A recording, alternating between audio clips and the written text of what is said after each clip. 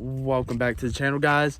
We are doing a four-wheel drive swap on my '08 Chevy 2500 Duramax.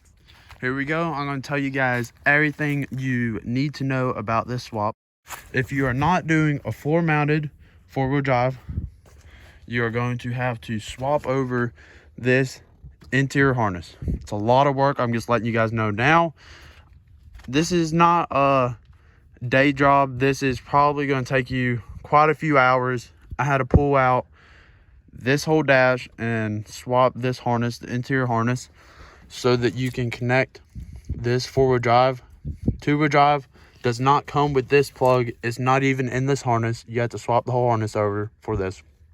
You can also run external wires from your main harness to this connector, but I had a parts truck, so I was like, screw it, I'm just going to swap the dash over. It's easier for me. For you, it might be easier just to run external wires to the fuse box and to the BCM. It's this little black box in here. You ain't gonna see it's right there. How to switch that over.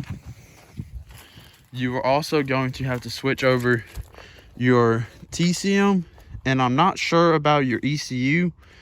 You might have to go get it reprogrammed. I'm not exactly sure about that, but I had a parts truck right here.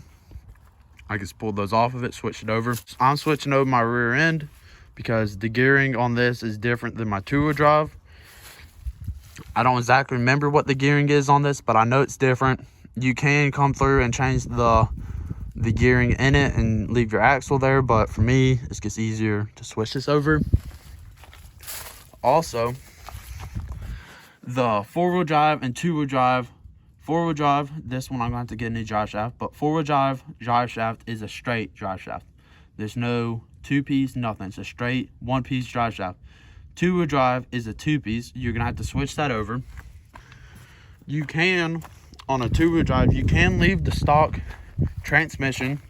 You just have to switch the tail housing of it, which this truck only has 86,000 miles. So it's barely broken in. It's got dirt under here. I need to clean it up. But you have to unbolt. You can see those bolts right there. You unbolt that. You can pull that little tail housing off. And besides that, you can swap the four-wheel drive. You can put your transfer case on it. From what I've seen online, there's really not many people that have done this swap so far. It's hard to see in here. I'm going to have to switch this one out and also that one out, and I'm going to put the other one in.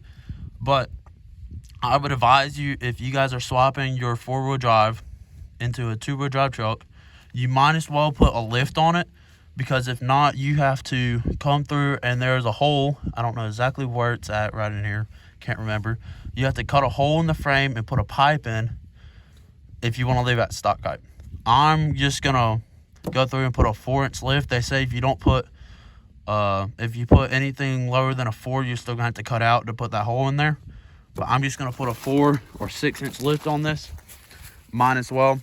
If you guys have any questions on this conversion, please leave it down in the comments and I will try to help you guys as best as possible. I'm working on the swap right now as we speak, so basically gonna learn this together. So here you guys go. And this is for an 07.5 to a 2010, but it should be about the same for the 2014. So here you guys go. Thank you guys for watching. If you guys have any questions, leave them down below.